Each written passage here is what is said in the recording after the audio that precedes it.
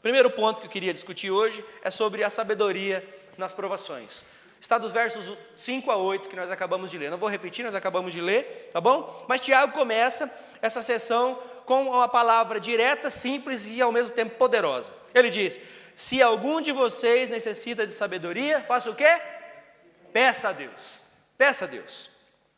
E isso vem logo depois do seu apelo, dizendo que nós temos que ter alegria nas provações, dos versos 2 a 4 que nós lemos. Então, indicando então que essa sabedoria aqui não é uma sabedoria teórica, não é uma sabedoria só de livros, não é uma sabedoria só de pensamentos, mas ela é uma sabedoria existencial, a sabedoria para viver de forma fiel mesmo em tempos difíceis. É disso que ele está falando. A sabedoria bíblica, ela não se confunde com informações acerca da Bíblia, irmãos, acerca da Bíblia, né? Como eu disse semana passada, uma coisa é você saber quem é Jesus e saber o que Ele fez por você na cruz. Outra coisa é você saber ou ter informações acerca dele. Informações acerca dele todo mundo tem e nem todo mundo crê. Nós não, nós primeiro tivemos a informação acerca dele e os nossos espirituais fomos abertos, então nós cremos nele, então nós temos relacionamento com o nosso Deus, ok?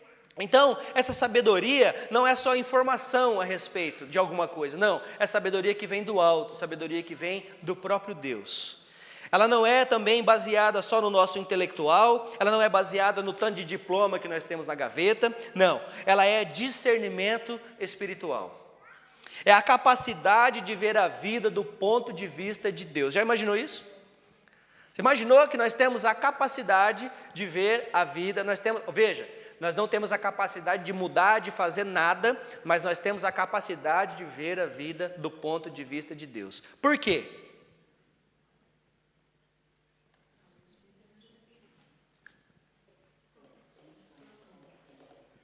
Primeiro, porque é Cristo que nos transforma. Cristo transformou a nossa mente, amém? Nós temos mente transformada, nós somos nova criação, diz Paulo. Paulo diz que em Cristo somos nova criação, amém? E terceiro, nós temos o Espírito Santo de Deus. E quarto, nós temos a palavra de Deus, que é o nosso manual de fé e prática. Então nós temos essa possibilidade.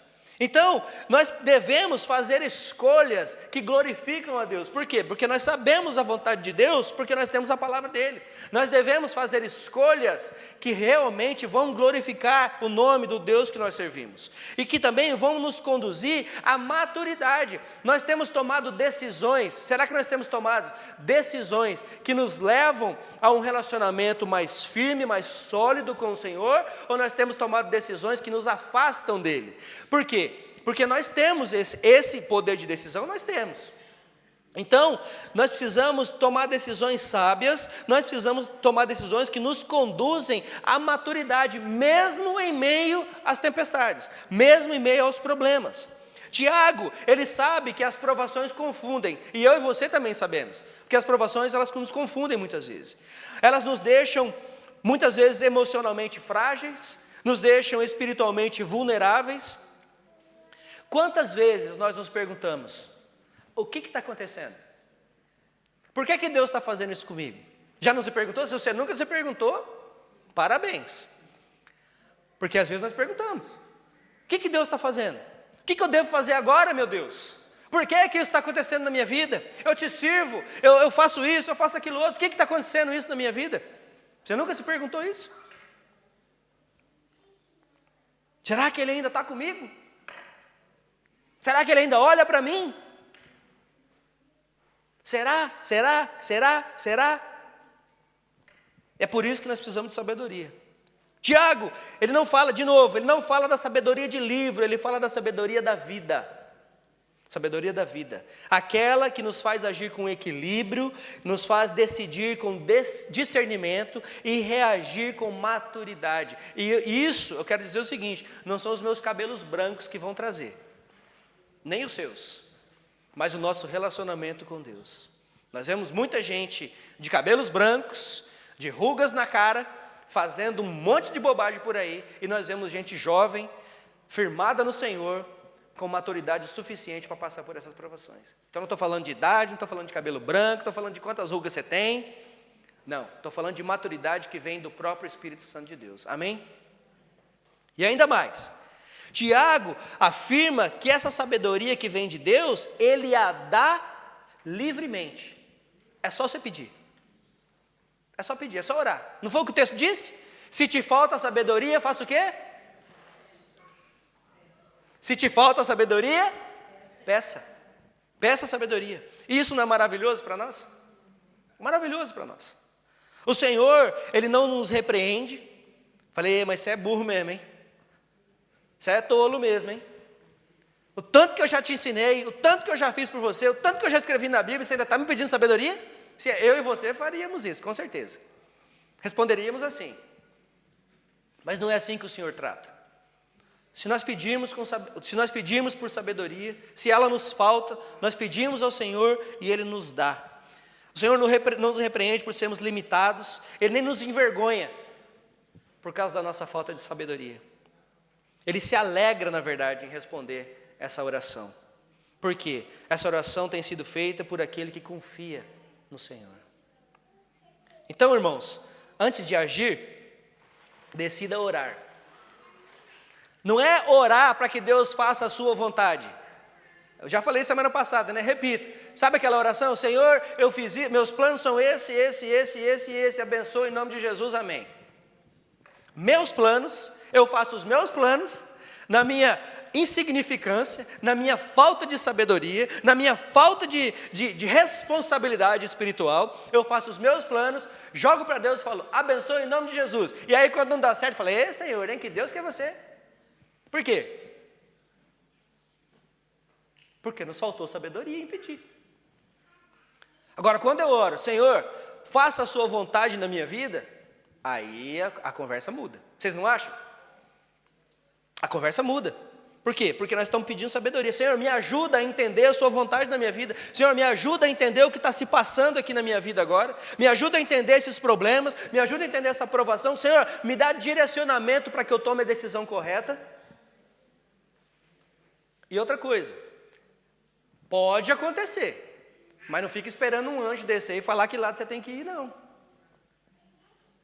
Pode acontecer, mas eu acho que é meio difícil, esses últimos 2 anos para cá, né, Kleber?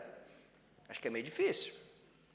Mas nós temos a palavra do Senhor, que nos orienta, nós temos o Espírito Santo de Deus, que nos orienta, e nós temos o discernimento que vem dele mesmo.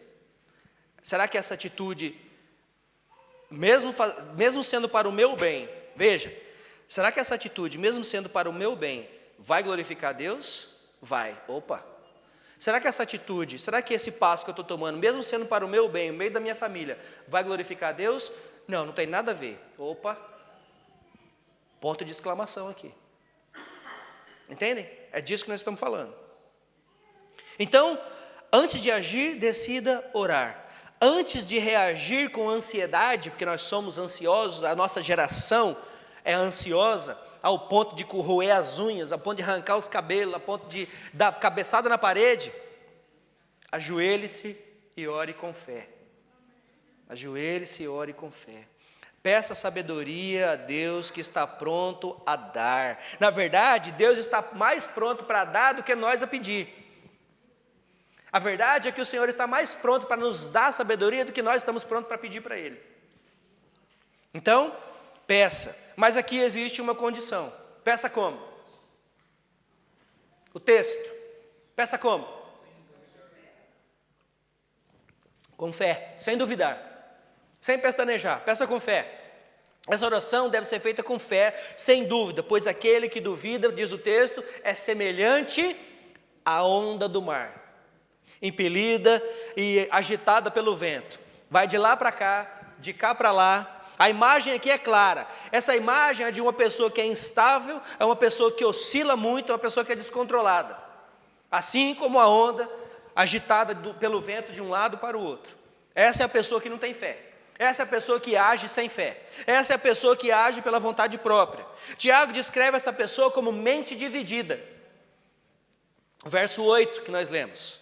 Ela tem literalmente uma dupla alma. O que isso quer dizer? É aquele que tenta viver com um pé na fé e o outro na carne. É aquele que tenta viver com um pé em Deus ou com Deus e o outro no mundo. Não dá.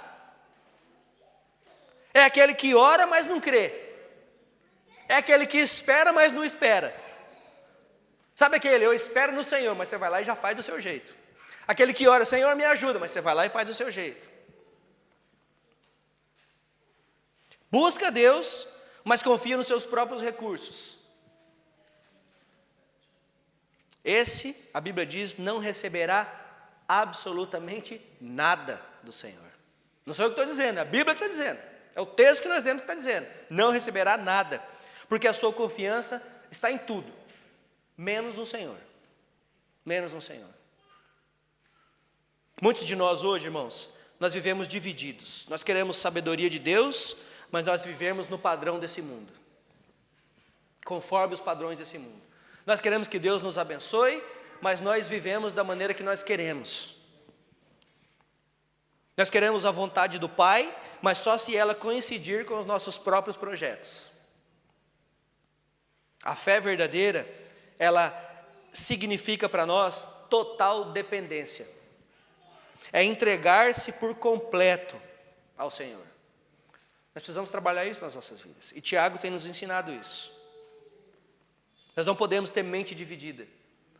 Nós não podemos, a Bíblia diz que nós não devemos servir a dois senhores. Ou Deus é o Deus das nossas vidas, ou não é. Ponto final. Não dá para servir a dois senhores. Não dá para servir a Deus e ao mundo. Não dá para buscar a vontade de Deus e fazer a minha. Não dá. Segundo ponto que eu queria falar com vocês. Verso 9 a 11. Verso 9 a 11 que nós lemos. De Tiago 1. O irmão de condição humilde deve orgulhar-se por causa da sua elevada posição. Já o rico deve orgulhar-se por causa da dupla condição, da sua condição humilde, porque ele passará como a flor do campo. Pois o sol se levanta, traz o calor e seca a planta. Cai, então, a sua flor, e a sua beleza é destruída. Da mesma forma, o rico murchará com seus afazeres. Tiago aqui, ele nos conduz a um tema social, mas ao mesmo tempo espiritual, e que é crucial para a nossa vida. Eu não quero que você me entenda mal, e nem entenda Tiago mal. Tiago não está condenando o dinheiro.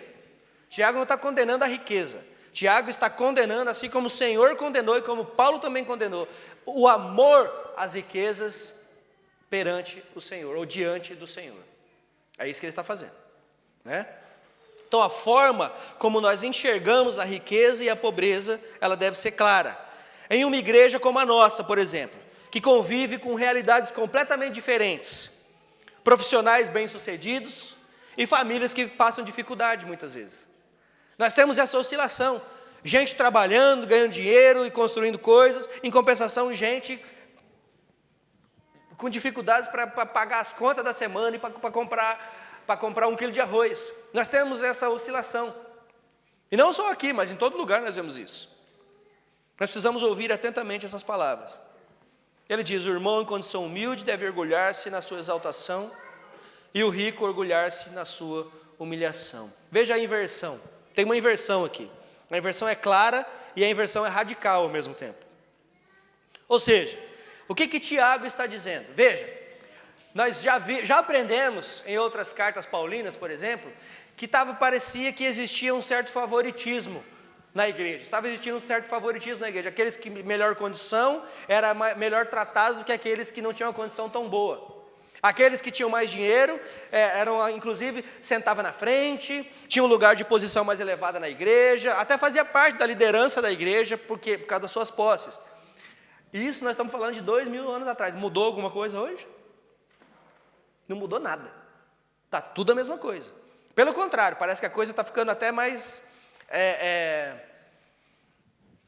descarada, vamos dizer assim. A coisa está mais descarada ainda agora, né? Então é sobre isso aqui que Tiago está chamando a atenção. E depois, mais para frente, no texto de Tiago, nós vamos ver que ele chama a atenção de novo para isso aqui, mas isso é mais para frente. Então, aos olhos de Deus, o que Tiago está dizendo? E o que nós devemos enxergar? Aos olhos de Deus, o pobre em Cristo é exaltado e o rico é lembrado que ele depende também do Senhor. Que ele também precisa lembrar que essa vida é passageira, que tudo isso vai acabar, que tudo isso vai ficar aqui, e nós precisamos, na verdade, é do Senhor. Tiago, de novo, não está condenando os ricos por serem ricos, ele está ensinando que a posição financeira não determina o valor de ninguém. Se eu tenho mais ou eu tenho menos, eu não sou melhor e nem pior do que ninguém, é isso que Tiago está dizendo, principalmente dentro da igreja. Talvez a sociedade julgue assim. Então, se você tem uma posição mais elevada, você é melhor do que alguém. Talvez porque você tem posses, porque você tem diplomas. Claro, você vai ocupar uma posição mais elevada na sociedade, até numa fábrica, sei lá, num trabalho, num banco, você vai ter uma posição mais elevada. Mas isso é demérito? Não, é mérito seu. Você estudou, você conquistou, não tem problema nenhum. Você ocupa um cargo melhor do que aquele que não tem tanto estudo quanto você. Isso é demérito? Não, não é demérito, é mérito seu, você estudou, você buscou isso, ok, sem problema. Nesse sentido, sem problema, mas não é isso que Tiago está dizendo aqui. Tiago está dizendo que dentro da igreja, todos devem ser tratados da mesma forma, tanto rico quanto pobre, tanto aquele que pode, quanto aquele que não pode. É isso que Tiago está dizendo. E ele lembra, você que é pobre, não se preocupe em ser pobre. E você que é rico, cuidado, não coloque a sua fé, não coloque todos os seus esforços na sua riqueza, porque isso vai passar, isso vai acabar. De novo, a dignidade de alguém não vem da sua conta bancária, mas vem da sua posição em Cristo Jesus, amém? É disso que vem. Deus não mede os homens pelo que eles possuem, Ele mede os homens pelo seu caráter. Deus, Ele não quer o que você tem, Ele quer você. Deus não quer o que a gente tem, Ele quer a gente, todo para Ele, porque nós somos dEle. Ele nos comprou por alto preço, pelo preço do seu Filho amado na cruz do Calvário. Ele nos comprou. Eu sei que é pela graça que nós somos salvos, mas não foi de graça que nós somos salvos. Custou um alto preço. A cruz do Senhor, o sangue do Senhor Jesus na cruz do Calvário. Esse foi o preço pela minha vida e pela sua vida. E Tiago vai além. Essa figura da planta que seca ao sol, verso 11, que nós acabamos de ler. É um lembrete da brevidade da vida. Hoje você está aqui, amanhã, acabou. Quem é que te garante que você vai estar aqui amanhã? Quem é que me garante que eu vou estar aqui amanhã? Absolutamente ninguém. Nem você mesmo garante que você vai estar aqui amanhã. Nós não nos garantimos, irmão. A vida é breve. E a beleza da riqueza, ela é passageira. Ela murcha como a flor ao meio-dia, diz o texto. A flor de manhã está bonitinha, ela foi aguada à noite, ela está bonitinha, está toda feliz. O sol bateu nela, ao meio-dia ela murchou. Assim é a nossa vida. Nós não sabemos o amanhã. Nossos dias onde o sucesso ele é medido por cifras, por curtidas. Um dia eu escutei uma coisa que veio do Brasil que eu fiquei simplesmente abismado. Os meninos, vocês devem ter visto no jornal, vocês assistem no jornal também, vocês são bem informados. Mas é que eu estava no Brasil, então eu vi de primeira mão, né? Os meninos, eles cortam o carro, já viram? Eles cortam o carro no meio, tiram o teto do carro, e deixa só a carcaça do carro e sai na rodovia. O que é proibido. Não pode. Sem cinto de segurança, sem segurança nenhuma, na verdade, eles vão e, enquanto eles estão dirigindo na rodovia, com som alto e alguém filmando, ok. E aí, claro, a polícia parou, prendeu o carro, né, teve ponto na carteira e não sei o quê. E aí foram perguntar para esses jovens, falaram assim, então, mas você não sabe que é errado? Sei. Você não sabe que se a polícia parar, você vai ter consequências com isso? Sei, mas o importante é a curtida. Nós precisamos de curtida no nosso canal. Agora, não sei, desculpe a palavra aqui, agora não sei quem é mais retardado, quem faz ou quem curte. Desculpa a sinceridade, desculpa a sinceridade de Tiago, mas não sei quem é pior. Né? Quem faz ou quem acha isso legal, porque isso é perigoso. Você põe a vida em risco, a vida das outras pessoas em risco. Né? Eu costumo dizer, você quer morrer? Morre sozinho, se pula da ponte, sei lá, faz alguma coisa. Não vai jogar o carro embaixo de um caminhão, que você vai matar você e vai matar o motorista do caminhão. Vai machucar outras pessoas? Quer dizer, são coisas, irmãos, que não faz sentido nenhum. Sabe, então nesse mundo onde curtidas, onde cifras, né? O mundo é medido por isso. Tiago chama a atenção da igreja para a sobriedade. Tudo isso vai passar. Tudo isso vai acabar. A humilde, Tiago diz, alegre-se na sua exaltação. Mesmo pobre, irmãos, mesmo pobre, você é herdeiro de Deus por meio do Senhor Jesus Cristo. Romanos 8,17 diz isso. E se somos filhos, também somos herdeiros de Deus e co-herdeiros com Cristo. Se de fato sofremos com Ele, também com Ele seremos glorificados. Irmãos, se nós somos filhos de Deus, nós somos cidadãos do céu. Cidadãos do céu. Filipenses 3,20. A nossa cidadania, porém, está no céu. Você tem cidadania italiana, britânica, espanhola? É bom ter, né? Nesse país é bom ter. Mas a nossa cidadania verdadeira e última é no céu. É no céu. A nossa cidadania, porém, está no céu, onde esperamos ansiosamente o Salvador, o Senhor Jesus Cristo. Se nós somos filhos de Deus, nós somos amados por Ele, porque Cristo nos amou e entregou-se em nosso favor. Quer riqueza maior do que a salvação em Cristo Jesus? De que vale nós ganharmos o mundo e perdermos a nossa alma? Alguém disse isso, quem foi mesmo? O próprio Jesus disse isso. Então ao rico, Tiago diz, lembre-se da sua humilhação. A sua verdadeira segurança não está em suas posses. A sua verdadeira segurança não está no seu dinheiro. A sua verdadeira segurança está em Cristo Jesus. Use os seus bens para glorificar a Deus. Use as suas posses, sim, para o seu conforto, para a sua família, mas use para glorificar a Deus. Use generosidade e tenha humildade. Tenha humildade. De novo, repito, nem Tiago, nem Paulo, nem Pedro, nem a Bíblia condena a riqueza, nem Jesus condenou a riqueza. O que é condenado, o que é condenável é o amor ao dinheiro. Alguém já disse que hoje, nos dias que nós estamos vivendo, as pessoas amam o dinheiro e usam as pessoas. Quando na verdade nós deveríamos amar as pessoas e usar o dinheiro para a glória de Deus. Né? Nós amamos as coisas e nós usamos pessoas. Quando deveríamos amar as pessoas e usarmos as coisas. Os valores estão invertidos. Estão invertidos.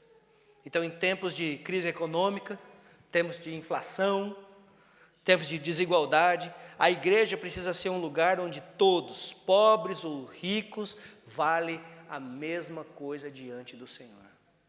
Para Ele nós não temos diferença nenhuma. Se é branco, se é pobre, se é mais alto, se é mais baixo, se é loiro, se é moreno, isso não faz diferença. Não é assim que Ele olha para nós. Nós devemos ser vistos e tratados da mesma maneira também pelos irmãos. E o terceiro e último ponto que eu quero colocar é a recompensa para aqueles que perseveram. O verso 12. Tiago conclui dizendo o seguinte: bem-aventurado o homem que suporta com perseverança a provação. Por quê?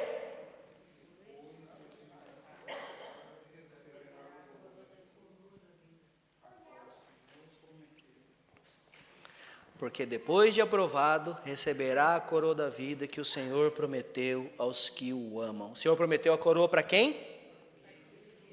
Aos que o amam. Aos que o amam. A palavra aqui, bem-aventurado, ela ecoa com os ensinos de alguém na Bíblia. Com quem? Com o próprio Jesus. A palavra bem-aventurado, ela ecoa com os ensinos de Jesus no Sermão do Monte. Amém? Ela descreve uma alegria profunda, que é fruto da aprovação de Deus. Quem persevera nas provas não é apenas digno de compaixão, mas ele é chamado de feliz, porque está no caminho certo, está nos caminhos do Senhor. Bem-aventurado. Essa perseverança no grego vem da palavra hiponomé. que significa, não é só uma luta em prol de alguma coisa, mas é uma resistência, é uma resiliência, é uma paciência ativa. Veja, paciência ativa, como é que eu posso ser paciente e ativo ao mesmo tempo? É uma paciência ativa, ela é cheia de fé, ela confia em Deus o tempo todo enquanto espera. Isso é paciência ativa. Eu confio que o Senhor está no controle de todas as coisas. Essa perseverança, ela revela algo em nós. Ela revela uma fé verdadeira, que foi testada, e não só testada, ela foi aprovada. Assim como o ouro que sai do fogo, aprovado, limpo, sem sujeira, sem resquícios de outras coisas, puro, refinado. Assim é o crente que confia no Senhor. A aprovação, de novo, ela não destrói o cristão, ela lapida o cristão. Deus prova para aprovar. Satanás tenta para destruir. Não se esqueça disso. Deus não tenta ninguém. Não vire para alguém, ou não vire para você mesmo e diz, Deus está me tentando. Deus não tenta ninguém. Deus prova. Ele te coloca à prova para aprovar o teu caráter. Então, quando você passar por alguns problemas, quando você passar por algumas dificuldades, pare, ore e tente enxergar.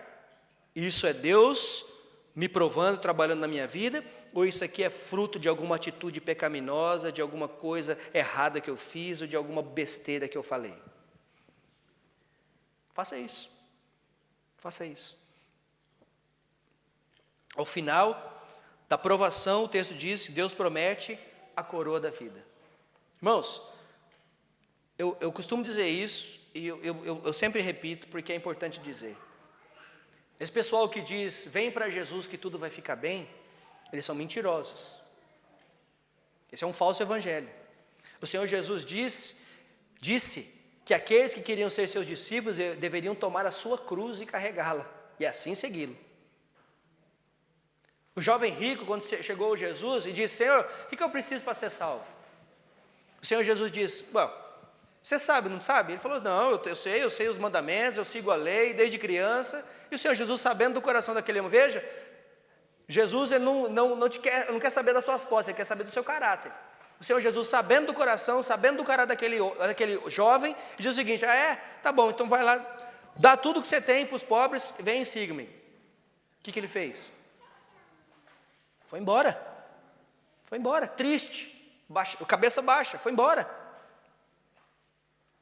Nicodemos se encontrou com Jesus. Então, Jesus, como é que é esse negócio de salvação? Ele falou, é necessário que você nasça de novo. E Nicodemos, imagina Nicodemos, doutor na lei, mestre das escrituras sagradas, e vira para Jesus e fala, como assim? Nascer de novo? Porventura tenho eu que voltar ao ventre da minha mãe? Imagina uma pergunta estúpida de um homem que é mestre nas escrituras.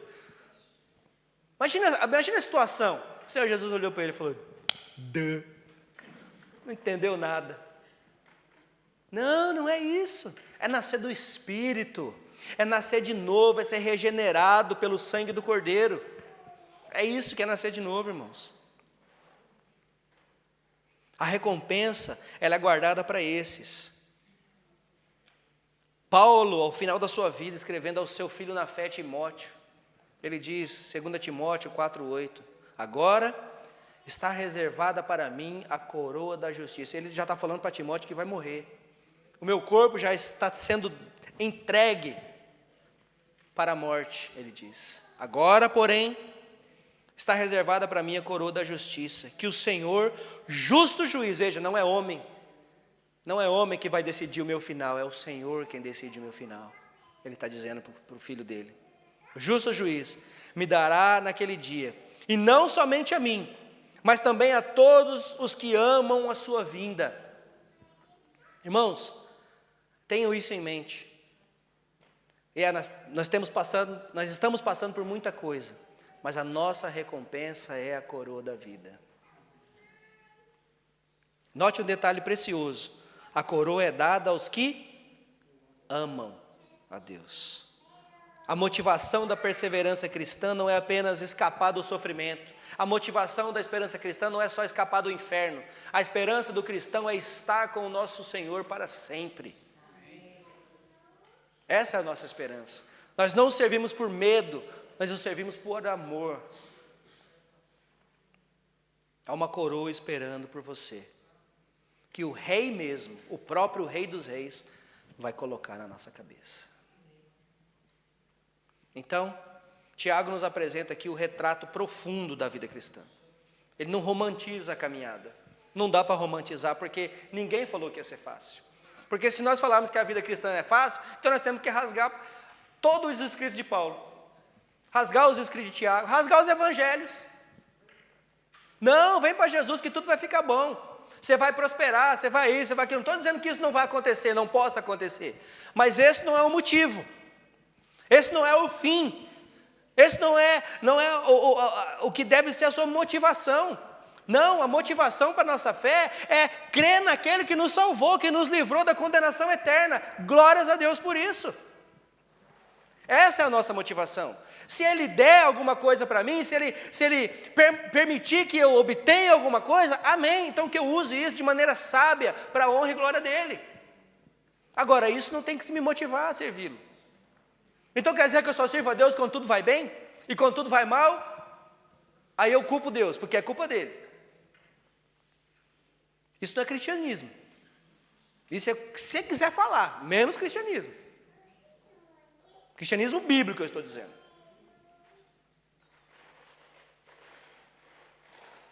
Então Tiago ele não romantiza as coisas aqui não. Ele diz que a caminhada vai ser difícil, nós vamos ser provados, nós vamos ser tentados também. Que nós devemos pedir sabedoria dos céus, para que nós possamos identificar. Nós teremos lutas, provações, injustiça, mas Ele nos dá luz e direção para permanecer firme. Ele diz, Deus dá sabedoria quem pede com fé. Então peça, ore. Deus enxerga o valor, o nosso valor, desculpe, não pelo que nós temos, mas por quem nós somos, amém? E graças a Deus por isso.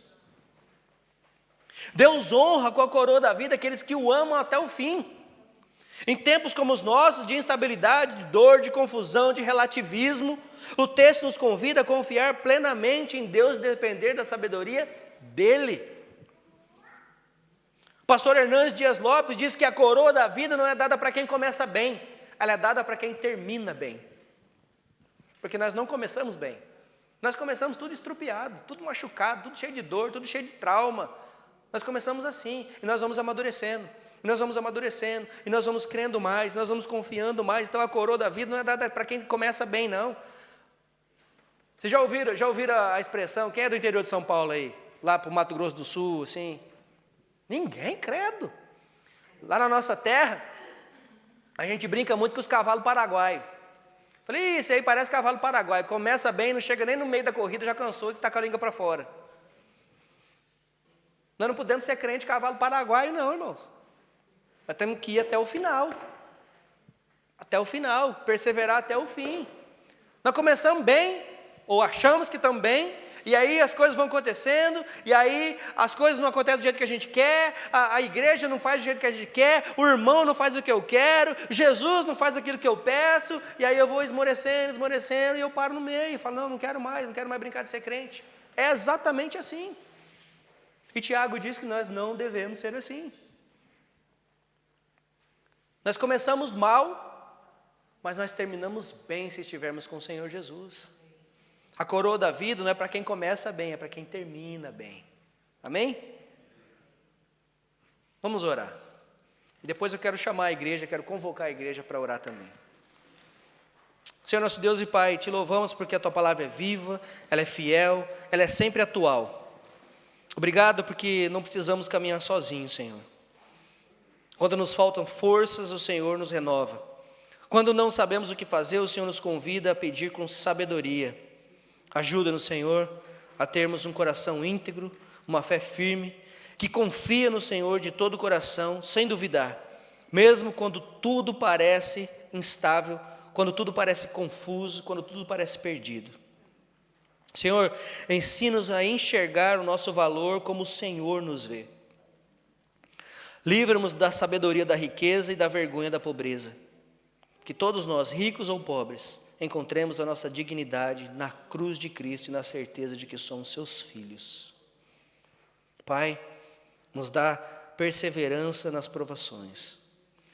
Renova a cada dia, Senhor, o nosso amor por Ti, porque nós sabemos que a coroa da vida não é para aqueles que desistem, mas para que os Te amam e permanecem fiéis até o fim. Senhor, que sejamos fortalecidos na Sua ou nessa esperança, que saiamos daqui firmes, convictos, amando ao Senhor acima de todas as coisas. Em nome santo do Senhor Jesus nós oramos. Amém. Amém. Ajuda-nos, Senhor. Ajuda-nos. Vamos cantar uma última música e depois nós vamos ter um momentozinho de oração.